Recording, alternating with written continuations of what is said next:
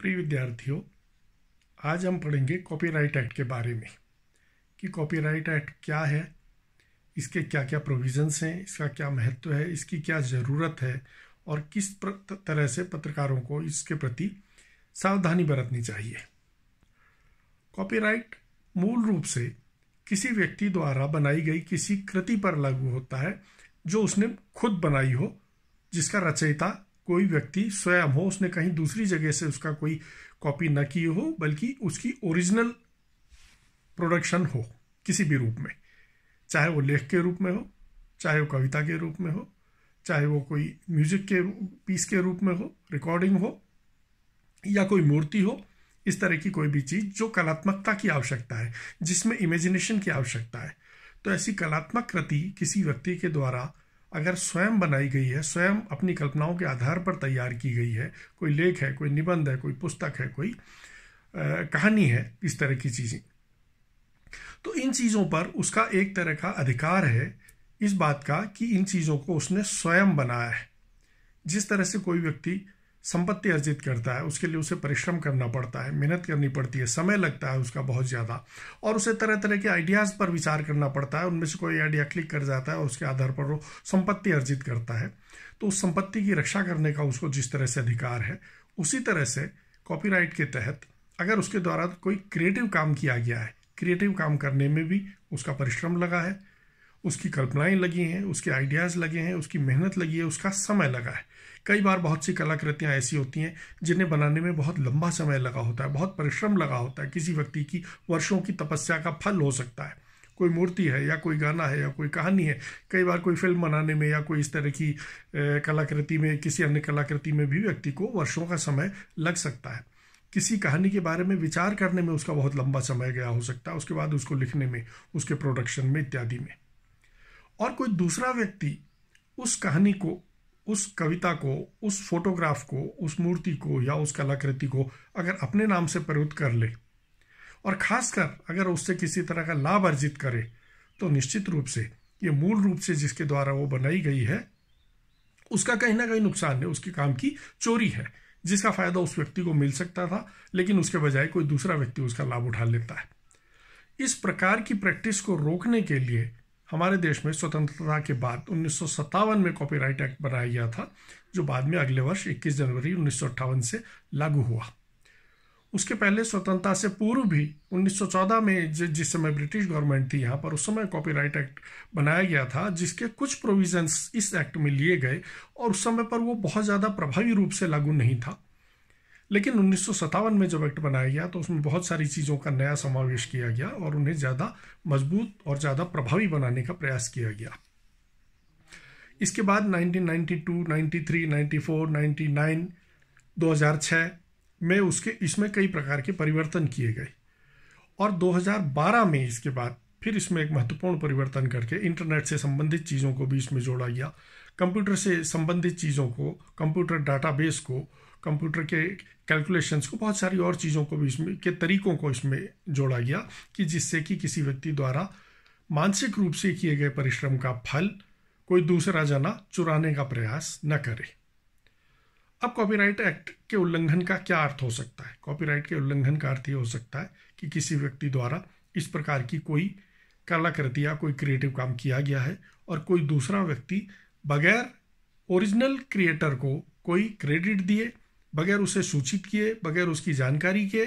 या उसकी जानकारी में हो भी अगर, तो बगैर उसे उसका एक लाभांश दिए अगर उसका प्रोडक्शन खुद के लिए के फायदे के लिए करता है, तो कॉपीराइट एक्ट के दायरे में वो आ सकता है।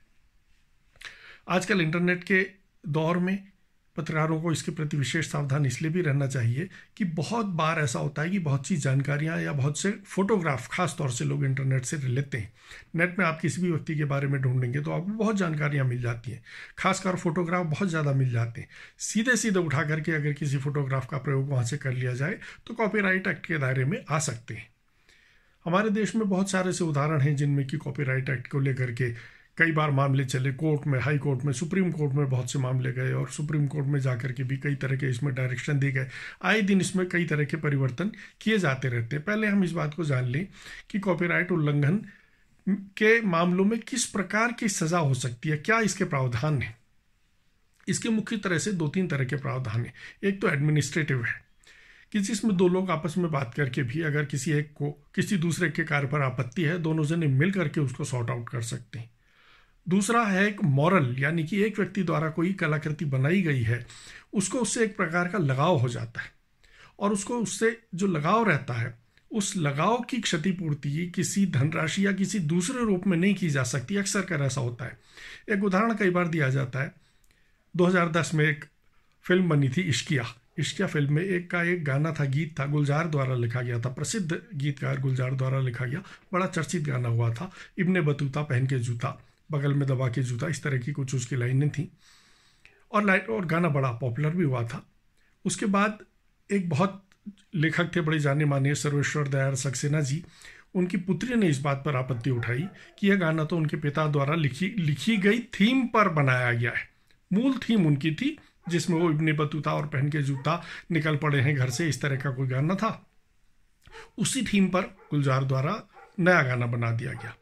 हालांकि गुलजार ने इसको स्वीकार कभी भी नहीं किया। उन्होंने ये कहा कि भाई इब्ने बतूता एक कैरेक्टर हैं, जो कि एक हिस्टोरिक कैरेक्टर हैं, उनके नाम का इस्तेमाल करके अगर कोई गीत बनाया जाता है तो उस पर किसी का एकाधिकार नहीं हो सकता। न तो ये साहित्यिक चोरी है और न ही किसी तरह के कॉपीराइट का उल्लंघन होता है। लेकिन ये कंट्रोवर्सी एक उदाहरण के रूप में इस रूप में दी जा सकती है कि कभी कभी कोई छोटी सी चीज़ भी, कभी कोई छोटा सा उदाहरण भी इस तरह का बन जाता है जिसमें कि लोग किसी व्यक्ति की क्रिएटिविटी को अपना बता करके उस पर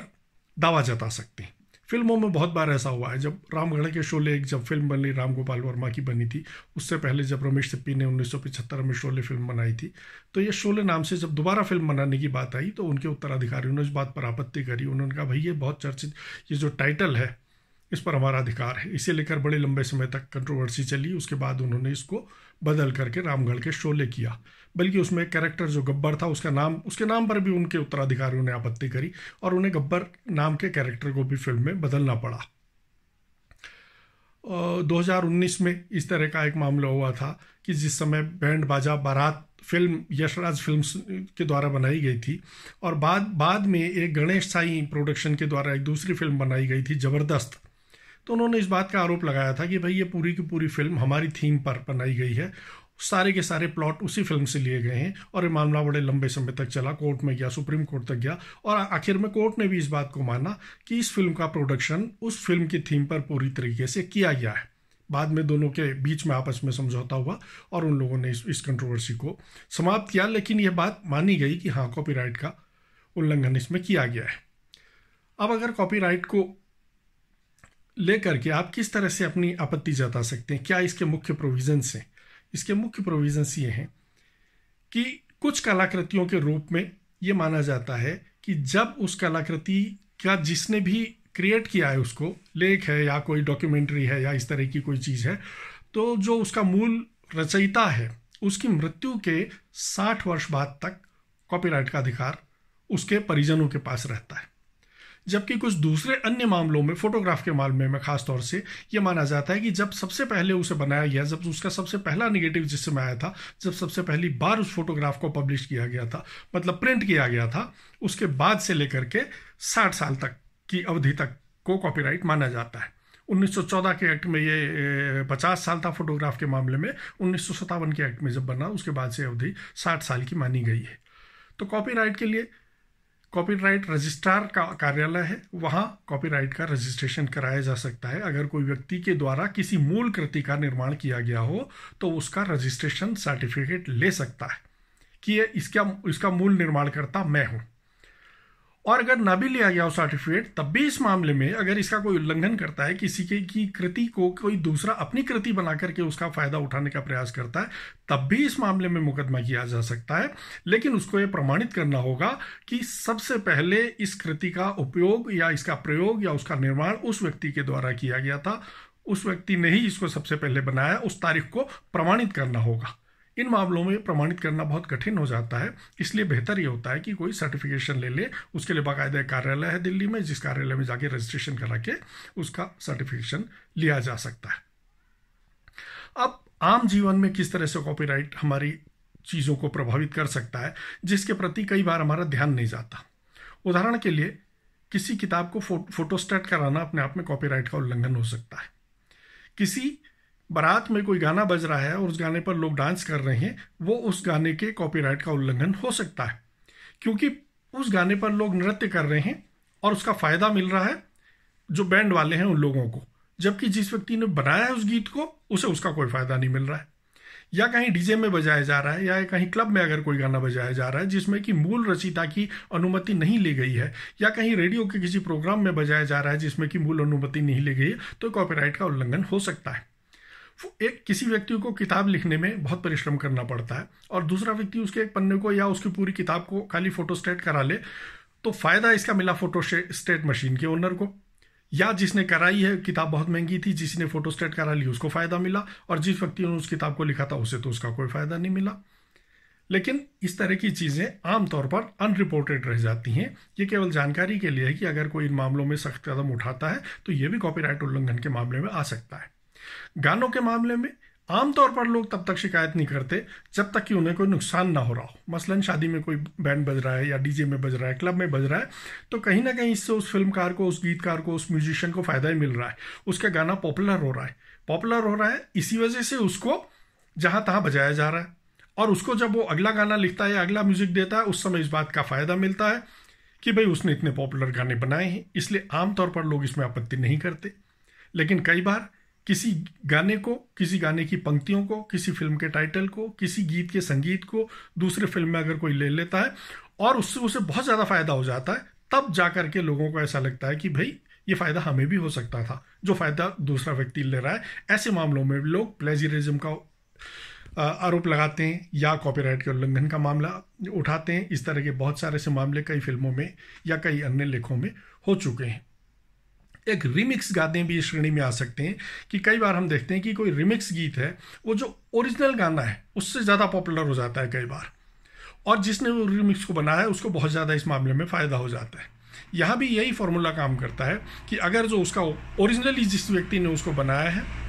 अगर उसको कोई आपत्ति नहीं है तो गाना चलता रहता है, लोग उसका फ़ायदा उठाते रहते हैं। लेकिन अगर कोई व्यक्ति इसकी शिकायत करता है, मामला कोर्ट में जाता है, तो लेने के देने भी पड़ सकते हैं। इन सभी मामलों में इस बात पर निर्भर करता है कि जो मूल रचयिता है या उसके परिजन जो हैं वो लोग, या जो उसके वारिस हैं वो लोग इस पर आपत्ति करते हैं या वो नहीं करते हैं। लेकिन अगर कोई व्यक्ति किसी समय आपत्ति करता है तो इसमें परेशानी हो सकती है। इसका बेहतर तरीका यह है कि जब कभी किसी व्यक्ति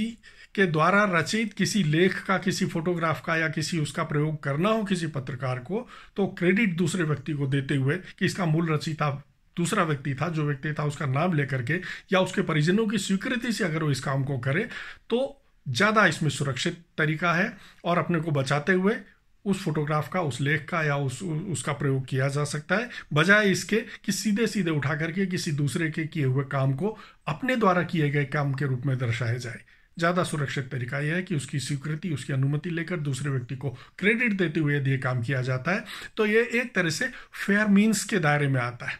और फेयर मीन्स के मामले को कोर्ट भी इस संदर्भ में मान्यता देता है।